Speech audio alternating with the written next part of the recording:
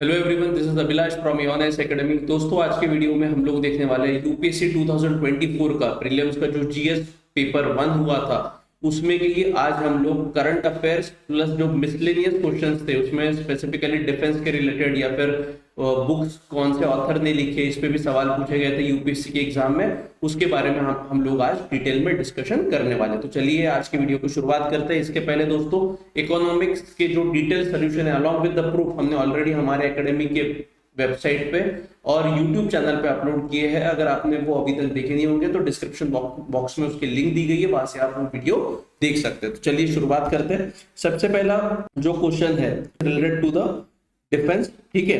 अब ये डिफेंस वाला जो सवाल है दोस्तों, ये आपको पूछा गया है एयरक्राफ्ट के बारे में। तीन प्रकार के एयरक्राफ्ट दिए गए, पहला राफेल दिया गया है, दूसरा मिग 29, तीसरा तेजस MK1 दिया गया है। अब how many of the above are considered 5th generation fighter aircraft. तो राफेल की अगर बात करें तो राफेल ये डसॉल्ट, ये फ्रेंच कंपनी है, ये बनाती है। अब ये जो एयरक्राफ्ट है ये 4.5 जनरेशन एयरक्राफ्ट है, ये 5th जनरेशन एयरक्राफ्ट नहीं है। तो पहला जो राफेल है दैट इज रॉन्ग। दूसरा मिग 29 की अगर बात करें तो ये भी 4th जनरेशन एयरक्राफ्ट है, ये 5th जनरेशन एयरक्राफ्ट नहीं है। और तेजस MK1 की अगर बात करें तो ये इंडिजिनियसली बिल्ड एयरक्राफ्ट है, ये 4+ जनरेशन और या फिर 4.5 जनरेशन को भी कंसिडर किया जाता है। मतलब इन तीनों में से कोई भी 5th जनरेशन एयरक्राफ्ट नहीं है, ठीक है। तो इसका करेक्ट आंसर है नन ऑफ द अबाउट, ठीक है।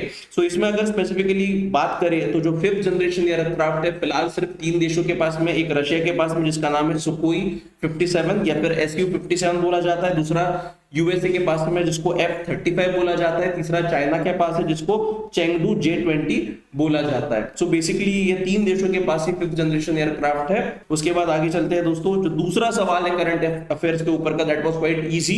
अगेन ये मैप बेस्ड सवाल मैं कह सकता हूं। अब यहाँ पे कंसिडर द फॉलोइंग कंट्रीज, आपको 4 कंट्रीज के नाम दिए गए और आपको पूछा गया कि इनमें से कौन सी कंट्रीज नॉर्थ सी को बॉर्डर करती है। सो पहला फिनलैंड, जर्मनी, नॉर्वे और Russia.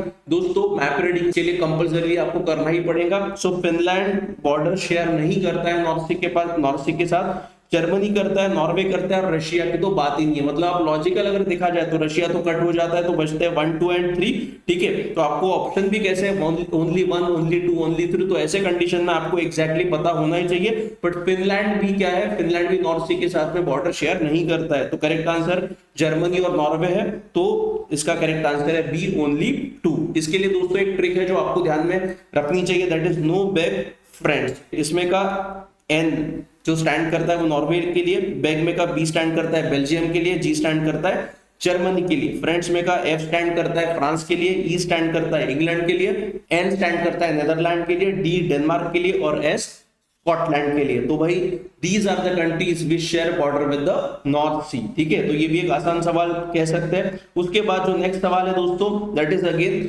Related to the world toilet organization, ठीक है। ये पहली बार सवाल पूछा गया और शायद से आप में से बहुत सारे स्टूडेंट ऐसे होंगे कि जिन्होंने पहली बार ये वर्ल्ड टॉयलेट ऑर्गेनाइजेशन के बारे में सुना है। अब ये जो ऑर्गेनाइजेशन है ये 2001 में बनाई गई है। सबसे पहले और इंपॉर्टेंट चीज है कि ये यूनाइटेड नेशन ऑर्गेनाइजेशन के अंतर्गत नहीं आता, ये कंसल्टेटिव रोल प्ले करता है यूनेस्को के साथ में। सो आपको ऑप्शंस कौन से दिए गए वो देखते हैं। It is one of the agencies of the United nation. देखिए दोस्तों ये लॉजिकल है कि अभी तक अगर ये एजेंसी रहता तो हमारे पढ़ने में कभी ना कभी आता, बट ये एजेंसी नहीं है यूनाइटेड नेशन का। तो पहला ऑप्शन क्या है, रॉन्ग है लॉजिकली।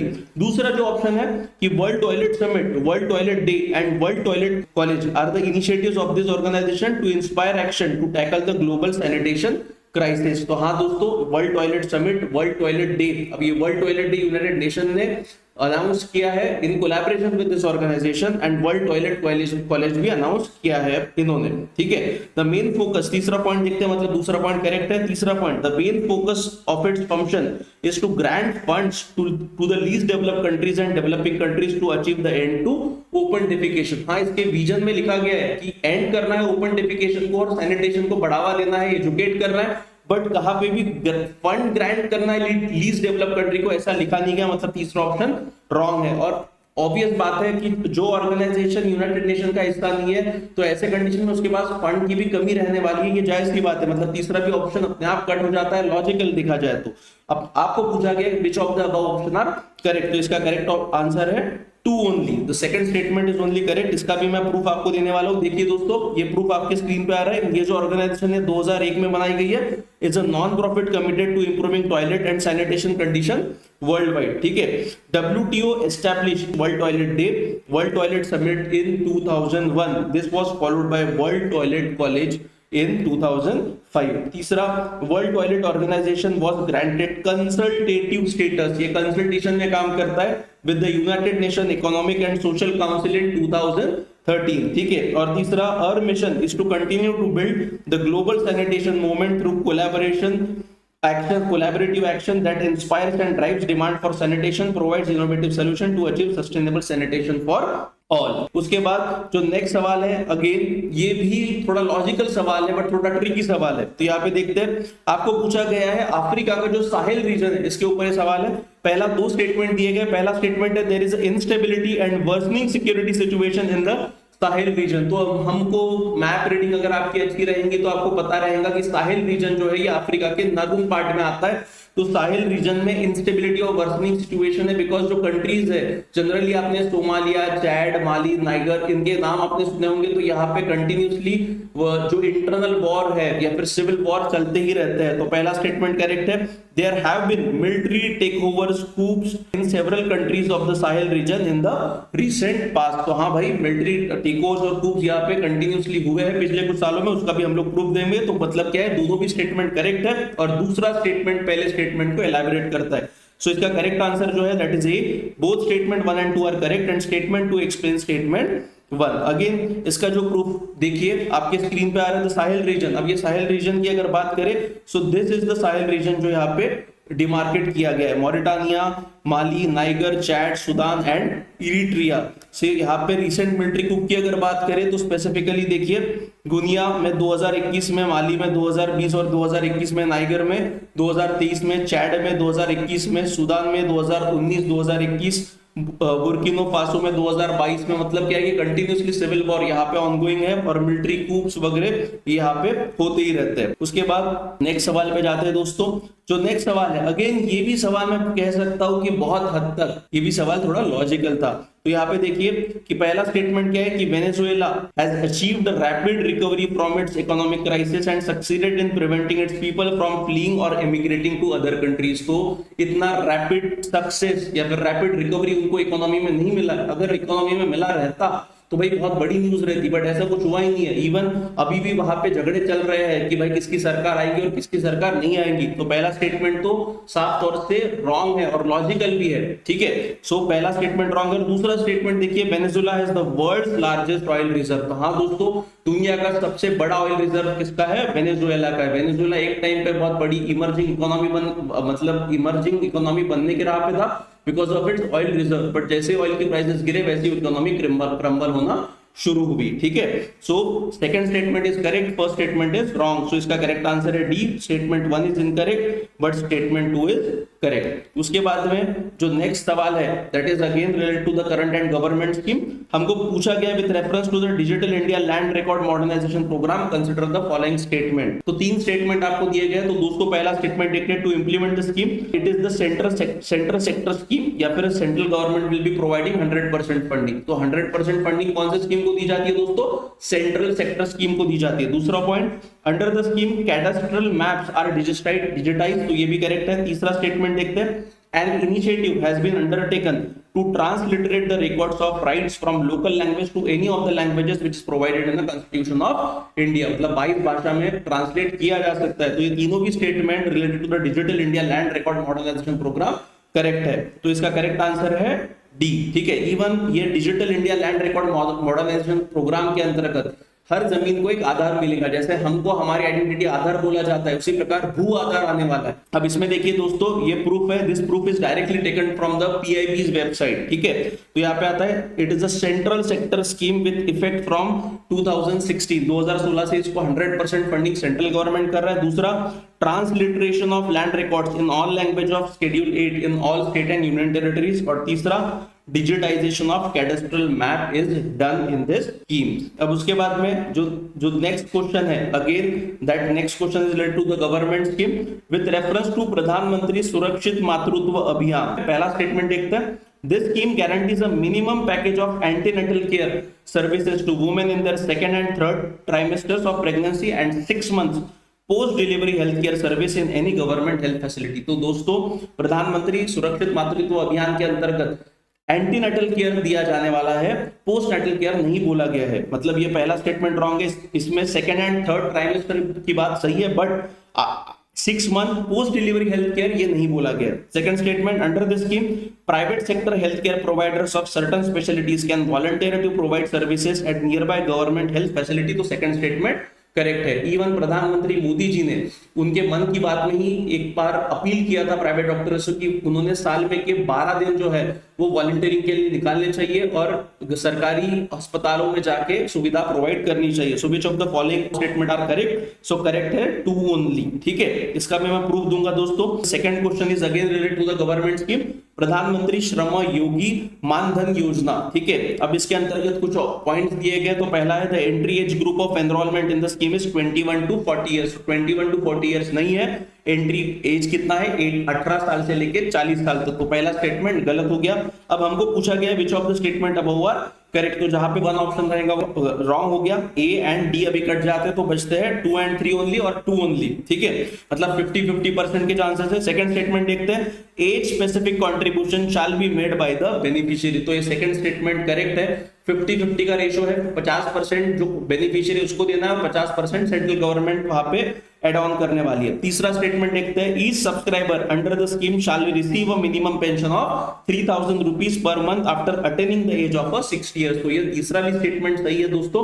तो मतलब second and third statement are correct. तो इसका करेक्ट आंसर आता है बी। ठीक है, चौथा स्टेटमेंट देखते हैं, तो family pension is applicable to the spouse and unmarried daughter. मान लीजिए जो सब्सक्राइबर है वो मर जाता है तो उसका जो पेंशन है वो आधी पेंशन उसके स्पाउस को मिलेगी, ना कि उसके अनमैरिड डॉटर को मिलेगी। तो चौथा भी स्टेटमेंट रॉन्ग है। सो इसका करेक्ट आंसर है 2 and 3 ओनली। ठीक है, सो नेक्स्ट जो सवाल है अगेन बहुत ही सिंपल सवाल है दोस्तों, और एलिमिनेशन टेक्निक 100% तो आराम से यहाँ पे लगती है। Which of the following statement about related to the exercise Mitra Shakti 2023 are correct. अभी एक्सरसाइज मित्र शक्ति जो होती है ये आर्म फोर्सेस की एक्सरसाइज है बिटवीन इंडिया एंड श्रीलंका। पहला स्टेटमेंट देखिए आप, this was a joint military exercise between India and Bangladesh. तो इंडिया बांग्लादेश नहीं, इंडिया और श्रीलंका, मतलब पहला स्टेटमेंट रॉन्ग है।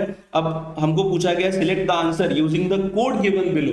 तो यहाँ पे देखिए पहला कट हो जाता है, मतलब ए गया, बी गया, सी गया, तो करेक्ट आंसर हमको वैसे ही मिल गया, that is D. Second statement, it commenced in on Pune. On में ये हुई थी। Joint response during counter terrorism operation was the goal of this operation. Yes, and Indian air force was a part of this exercise. Yes, तो ये तीनों भी statement correct है। तो 62 का एक्सरसाइज मित्र शक्ति का करेक्ट आंसर है डी। यहाँ पे देखिए दोस्तों, प्रधानमंत्री श्रम योगी मानधन योजना के बारे में प्रवेश आयु कितना है? 18 से 40 वर्ष के बीच, और विशेषता क्या है? 3000 रुपए प्रति माह की सुनिश्चित पेंशन 60 साल का होने के बाद में। ठीक है, और स्वैच्छिक एवं अंशदायी पेंशन योजना भारत सरकार द्वारा समतुल्य अंशदान, मतलब 50-50% उसमें शेयरिंग रहने वाला है। नेक्स्ट अगर आते हैं प्रधानमंत्री सुरक्षित मातृत्व अभियान के अंतर्गत, तो यहाँ पे बोला गया है comprehensive and quality antenatal care universally to all pregnant women in second and third trimester of the 9th of every month. मतलब ये पहला स्टेटमेंट जो था उसमें बोला गया था कि second and third trimester, but उसके बाद प्रेगनेंसी होने के बाद 6 महीने तक सर्विस प्रोवाइड करने वाले, ऐसा कहाँ पे बोला नहीं गया। मतलब पहला स्टेटमेंट इसीलिए गलत होता है। और यहाँ पे देखिए, honourable prime minister of India highlighted the aim and purpose of introduction of Pradhan Mantri Surakshit मातृत्व अभियान in the July 31, 2016 episode of मन की बात and asked doctors to dedicate 12 days in a year to this initiative। मतलब वॉलंटियरिंग करने के लिए बोला है। तो ये भी ये पीआईबी के वेबसाइट पे पब्लिश किया गया है। उसके बाद ये देखिए, India Sri Lanka joint exercise Mitra Shakti 2023 ये भी पीआईबी की वेबसाइट पे लाया है। यहाँ पे देखिए, ऑन पुणे में हुई थी। 15 personnel from Indian air force and 5 personnel from Sri Lankan air force are also participating in the exercise. और इसका पर्पस क्या है? The scope of the exercise includes synergising joint response during counter terrorist operation. उसके बाद आते हैं दोस्तों बुक के क्वेश्चन पे। अब who of the following is the author of the book The India Way and Why Bharat Matters? Again इसमें Bhupendra Yadav he is basically the member of parliament, ठीक है। अब ये तो नहीं हो सकते, चांसेस कम है। शशि थरूर की तो ऐसी कोई नाम की किताबें नहीं है, तो जो प्रोबेबल नाम या फिर लॉजिकल नाम लगता है दैट इज सुब्रमण्यम जयशंकर, जो हमारे एक्सटर्नल अफेयर्स मिनिस्टर है। इन्होंने एक 2 किताबें लिखी है that is India way and why Bharat matters. तो थोड़ा कंफ्यूजिंग सवाल है, करेक्ट भी हो सकता है लॉजिक अगर आप थोड़ा लगाओ, या फिर रॉन्ग भी हो सकता है, but D is the correct answer of this, ठीक है।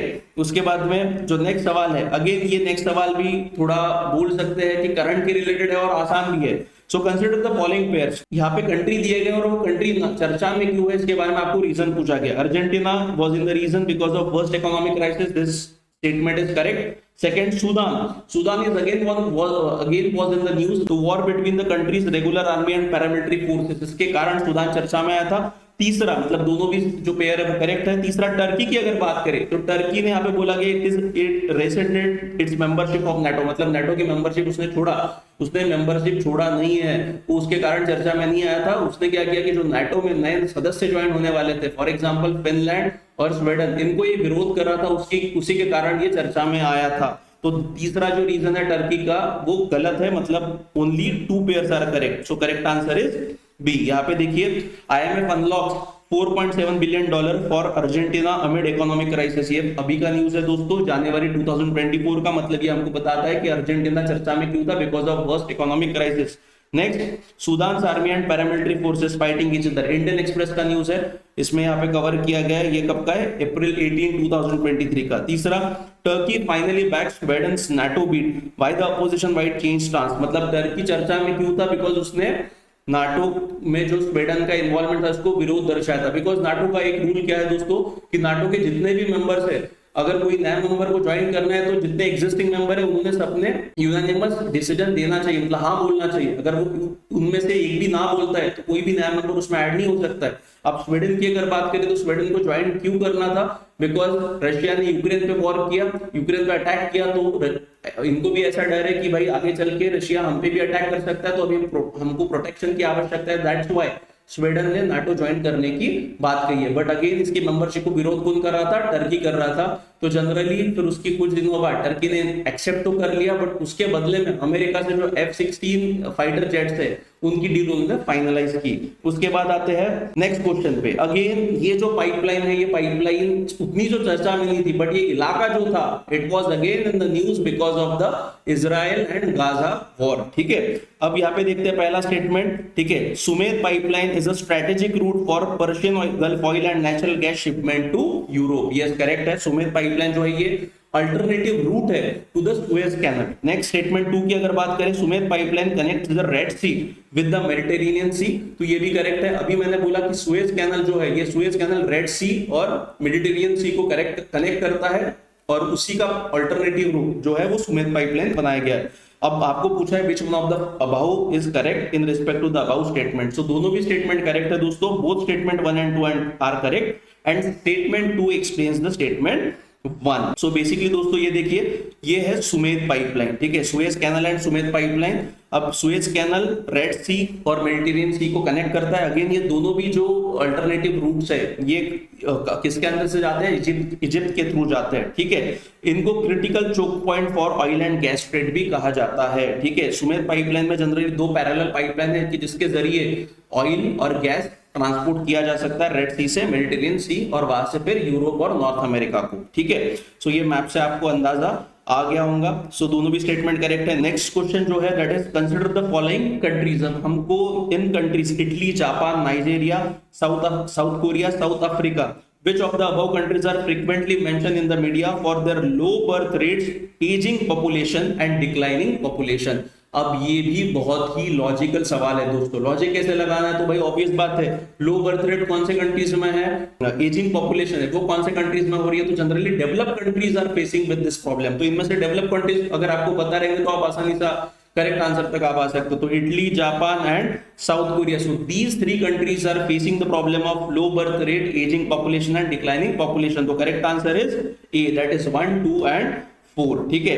इसका भी प्रूफ हम लोग देंगे। यहाँ पे देखिए top 20 countries with the lowest fertility rates इन 2023, उसमें सेकंड रैंक पे है साउथ कोरिया, ठीक है। और फिर उसके बाद नीचे देखते हैं तो इटली है 1.24 और उसके नीचे देखते हैं तो जापान है, दैट इज 1.39, ठीक है। मतलब दीज 3 कंट्रीज, डेवलप कंट्रीज, इनमें क्या है, इनमें लो बर्थ रेट है और दूसरी बात एजिंग पॉपुलेशन है और डिक्लाइनिंग पॉपुलेशन इनमें देखने को मिलती है। और दूसरी अगर बात करें तो Nigeria and South Africa they are developing countries, तो इनमें अभी फिलहाल तो भी इतना बड़ा इशू नहीं है। नाइजीरिया की अगर बात करें तो नाइजीरिया 2100 तक दुनिया का सेकंड मोस्ट पॉपुलेट कंट्री बन सकता है, ऐसा बोला जा रहा है, ठीक है। उसके बाद आते हैं दोस्तों डिफेंस के सवाल पे। अगेन ये सवाल मैं कह सकता हूं कि थोड़ा टफ था, बिकॉज ज्यादातर जो यूपीएससी प्रिपेयर करने वाले बच्चे रहते हैं इतने डिटेल में तो जाते नहीं है। Which of the following are correctly match in terms of a equivalent rank in the 3 service of Indian defence forces. आपको आर्मी, एयरफोर्स और नेवी के जो डिफरेंट रैंक्स रहते हैं इनमें से कौन से इक्विवेलेंट है ये पूछा गया।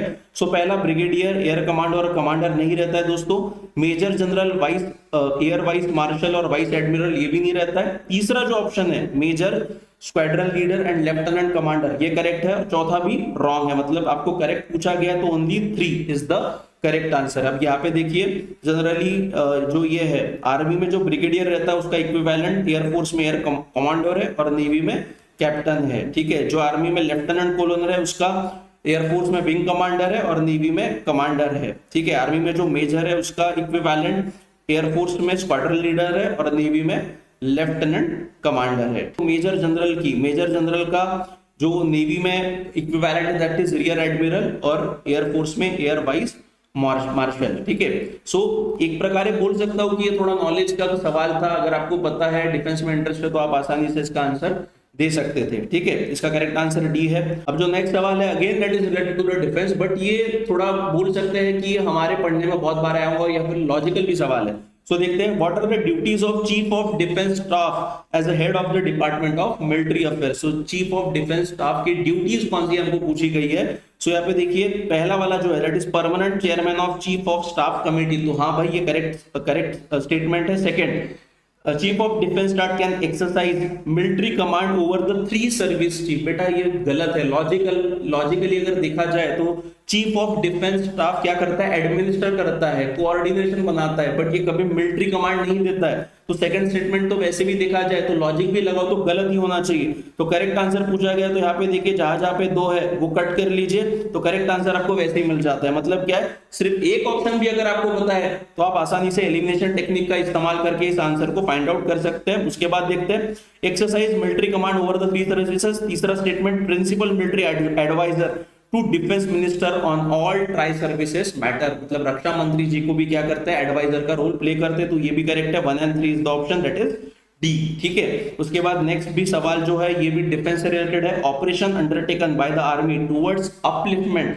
Of the local population in remote areas to include addressing of their basic need is called as a operation Sadbhavana. दोस्तों संकल्प नहीं रह सकता है। संकल्प मतलब क्या, किसी पे अटैक करना है, कुछ तो भी अचीव करना है, वो ऑपरेशन मैत्री भी नहीं रह सकता है, ठीक है। ऑपरेशन मैत्री जनरली 2 कंट्री के बीच में अगर कुछ हो रहा है उसके रिलेटेड इस्तेमाल किया जाता है। ऑपरेशन मदद रह सकता है, मतलब दोनों ऑप्शन, ऑपरेशन सद्भावना या फिर ऑपरेशन मदद 50-50 पे आता है। तो ऑपरेशन सद्भावना सी इज द करेक्ट आंसर, ठीक है।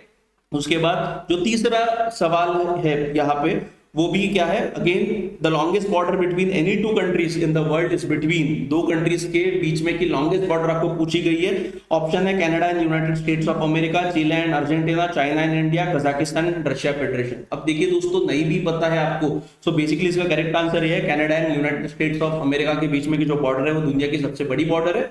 बट नहीं भी पता है तो इंडिया चाहे तो वैसे भी कट हो जाता है, बिकॉज आपको सबको पता है कि इंडिया सबसे ज्यादा और सबसे लंबी जो बॉर्डर है वो बांग्लादेश के साथ शेयर करता है, चाइना के साथ नहीं करता है। उसके बाद कजाकिस्तान एंड रशिया फेडरेशन हो सकता है, अगर आपको थोड़ा मैप का एक अंदाजा होगा तो, ठीक है। मतलब डी या ए में से रह सकता है। चिली एंड अर्जेंटीना अगेन ये भी ऑप्शन वैसे ही कट हो जाता है, तो ए और डी में से A is the most probable answer, because वहां पे भी अगर आपको थोड़ा नॉर्थ अमेरिका का मैप पता होगा तो यूएसए और कनाडा की तो बॉर्डर लग गया, बट अलास्का और कनाडा का जो रीजन है वो भी एक अलग से बॉर्डर आती है। तो मतलब क्या है, 2 बॉर्डर जो है वो यूएसए कनाडा के साथ में शेयर करता है, तो chances logically Canada and United states होना चाहिए। इसका करेक्ट आंसर है ए, ठीक है। सो यहाँ पे देखिए दोस्तों ऑपरेशन सद्भावना लद्दाख में शुरू किया गया था इंडियन आर्मी की तरफ से, तो ये proof is there. Operation Sadbhavana, Indian army is undertaking multiple welfare activities such as running of army goodwill school, infrastructure development project and education tours for the children living in remote areas of union territory of